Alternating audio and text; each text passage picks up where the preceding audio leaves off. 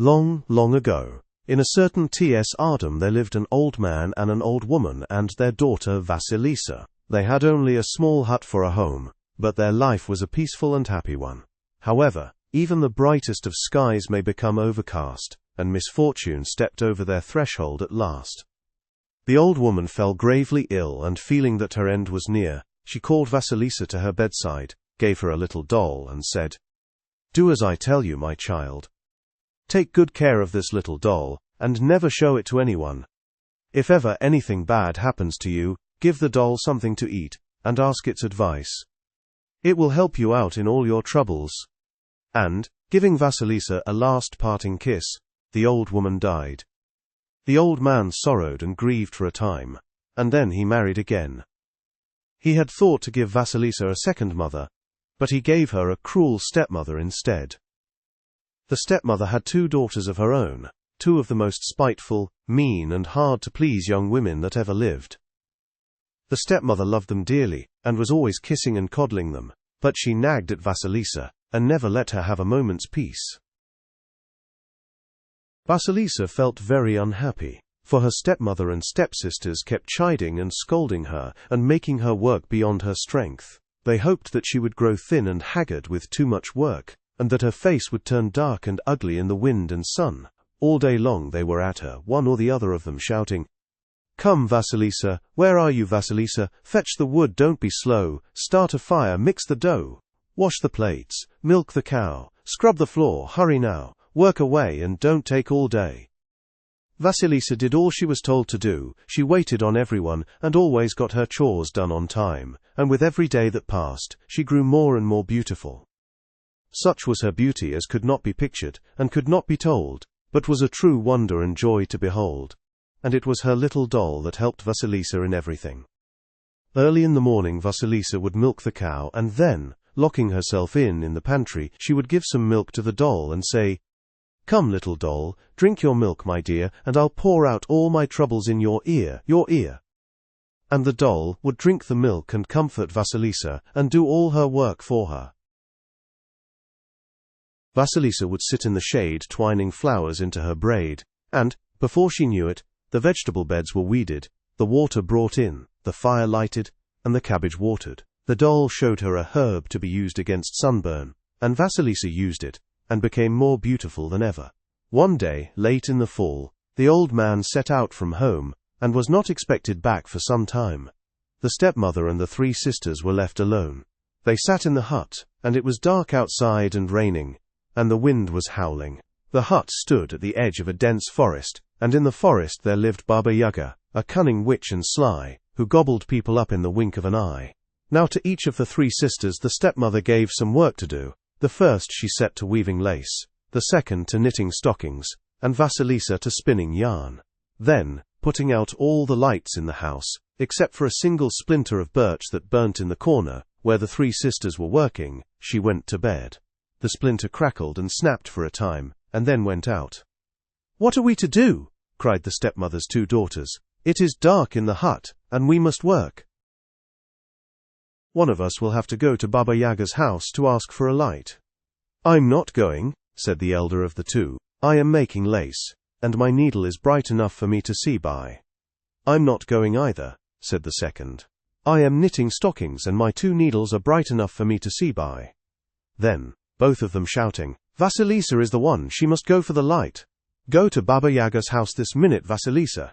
They pushed Vasilisa out of the hut. The blackness of night was about her, and the dense forest, and the wild wind.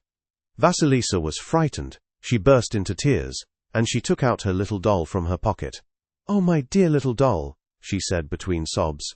"What shall I do? They are sending me to Baba Yaga, and she will eat me up." The doll answered her, "Never mind, Vasilisa, go and fear not. As long as I am with you, no harm will come to you." So Vasilisa dried her tears, made the sign of the cross over herself, and went on her way. She walked, and she came to a little clearing in the forest. There she saw a rider on a white horse, dressed all in white from head to foot. He galloped up to Vasilisa, and gave her a bottle of water. Then he galloped away again. It was the white rider, the bright day. Vasilisa drank some of the water, and went on her way. She walked and she walked until she saw a rider on a red horse, dressed all in red from head to foot. He galloped up to her, gave her a loaf of bread, and galloped away. It was the Red Rider. The red sun Vasilisa ate some of the bread, and went on her way. She walked and she walked until she saw a rider on a black horse, dressed all in black from head to foot. He galloped up to her, gave her a skull that burned with a blue flame, and galloped away. It was the Black Rider, the Dark Knight. Vasilisa went on, holding the skull in her arms, and she walked until she came to the hut of Baba Yaga. The hut stood on hens' legs, and it turned round and round whenever it pleased. All about the hut was a high fence with skulls on the palings, and in the center of the fence was a gate, and at the gate stood two huge fiery-eyed dogs. Vasilisa was terrified, but the doll said to her, "Go on, Vasilisa, don't be afraid, the dogs won't harm you." So Vasilisa went up to the gate, and the dogs rushed at her, barking, but they wagged their tails and let her pass. Then she knocked at the door of the hut. "Who is there?" cried Baba Yaga. "Vasilisa, who has come to you to ask for a light?" answered Vasilisa. The door opened, and Vasilisa saw Baba Yaga sitting in the hut, her teeth gnashing, and her iron nose clacking against the table. She sprang up and shouted at Vasilisa, "What do you want?" "A light, little mother, a light for our hut," said Vasilisa. "All right," said Baba Yaga. "Work for me first, and then you shall have your light. If not, I'll eat you up." And she turned to her servants and said, "Bring her here." 3 pairs of hands appeared, seized Vasilisa, and carried her to the courtyard. Another pair of hands fetched water and chopped wood, another pair lit the fire in the stove, and another pair dragged Baba Yaga's iron cauldron to the flames. Baba Yaga sat down to table, and ordered Vasilisa to stand behind her and wait on her. And the old witch ate without stopping, and she sent bone after bone flying over her left shoulder. Some of the bones fell on the table, but most of them hit Vasilisa. When the old witch had eaten her fill, she went out to inspect her estate. And her head servant, a cat, came up to Vasilisa and said, "Can you tell me, child, why the other girls that come here are gobbled up by Baba Yaga while you are still alive?" "Because I keep my eyes and ears open, but I keep my mouth shut," said Vasilisa. The cat mewed. "Clever girl, now I will tell you something. Baba Yaga will ask you to clean the grain for her tomorrow, but don't be afraid, ask the doll to do it for you." Then the door opened, and Baba Yaga came in. She leaned on a stick and wheezed and grunted, and she said to Vasilisa, "Tomorrow, I will give you work to do. If you don't do it, I'll eat you up." Early next morning, Baba Yaga called Vasilisa and gave her a basket of dirty grain, some wheat, and some poppy seeds, all mixed together, and said, "By evening I want this grain sorted out, and the wheat put in one basket, and the poppy seeds in another. If you don't do it, I'll eat you up." Baba Yaga went out, and Vasilisa the Beautiful sat down and began to cry. The doll said to her, "Don't cry, Vasilisa. Sit down and eat your dinner, and the grain will be sorted out in no time." Vasilisa sat down and ate her dinner, and the doll ran to the basket and began sorting out the grain. And before Vasilisa had finished her dinner, the grain was all sorted out, and the wheat was in one basket and the poppy seeds in another. In the evening, Baba Yaga came back and was very angry when she saw that the grain was sorted out. "Who sorted out the grain for you?" she asked. "The mice helped me," said Vasilisa. Baba Yaga grunted, and then she called her servants and said, "Take this girl to the bathhouse and give her a good scrubbing, and be quick about it."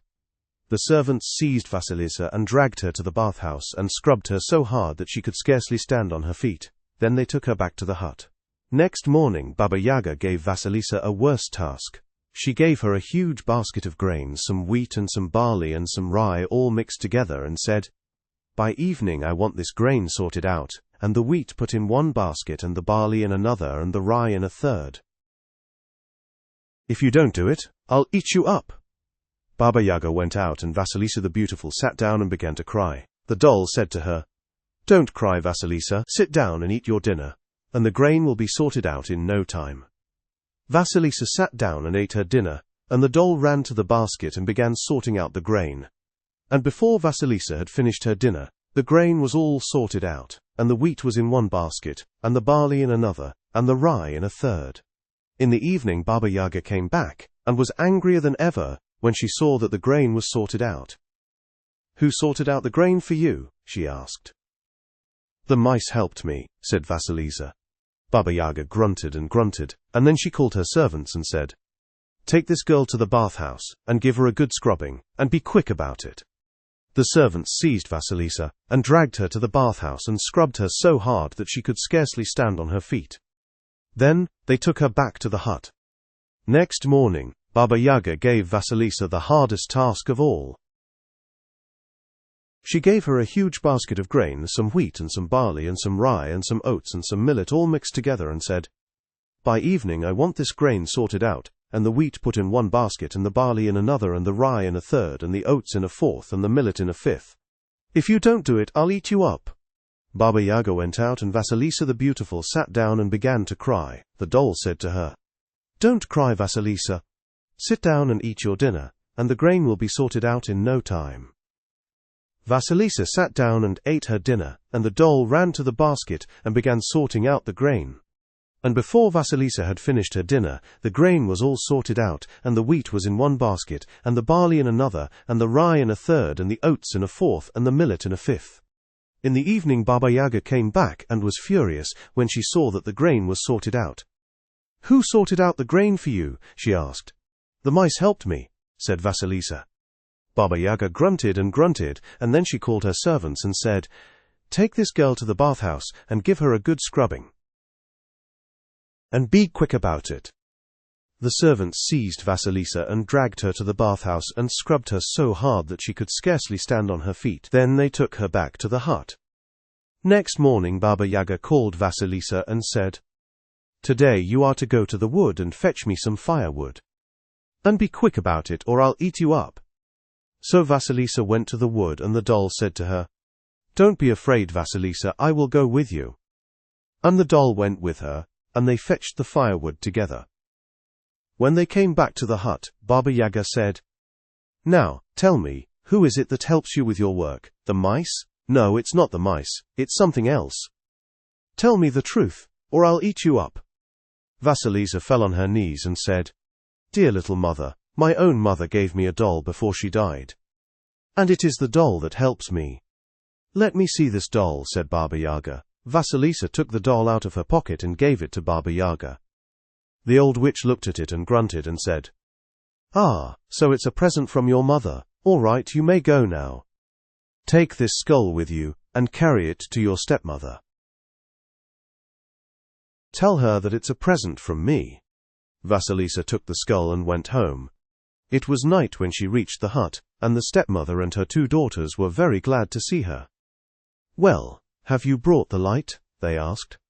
"Yes," said Vasilisa, and she put the skull on the table, and the skull burned with a blue flame and lit up the whole hut.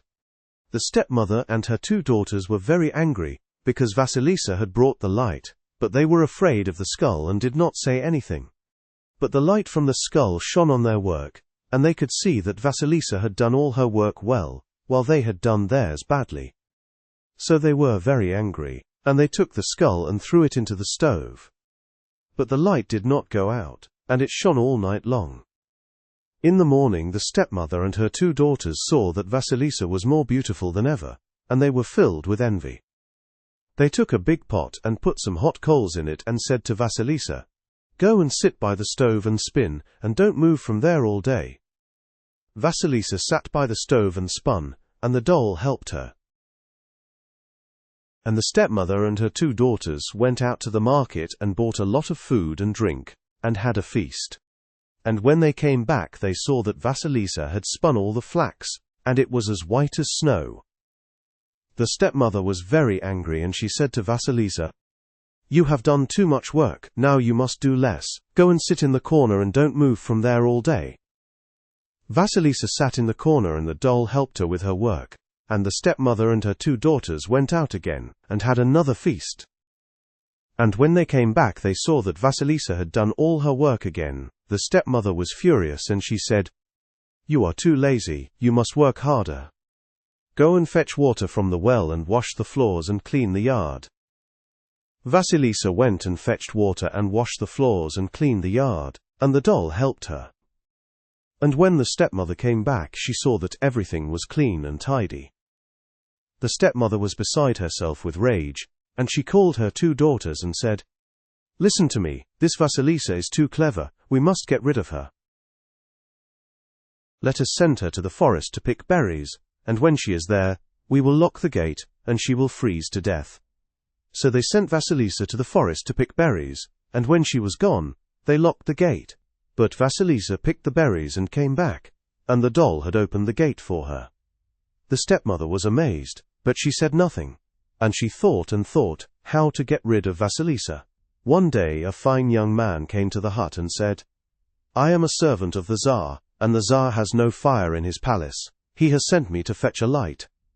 The stepmother said, "We have no light either, but our Vasilisa has a light. Let her go to the Tsar's palace, and fetch a light from there." So Vasilisa took her doll and went to the Tsar's palace, and when she came there the Tsar saw her, and was struck by her beauty. He said, "Stay here and be my wife." Vasilisa stayed and became the Tsar's wife, and she lived happily ever after. And the stepmother and her 2 daughters were turned into stone from envy. And as for the little doll, Vasilisa always carried it about with her in her pocket. And thus did they live for many a day, and wait for us all to come for a stay.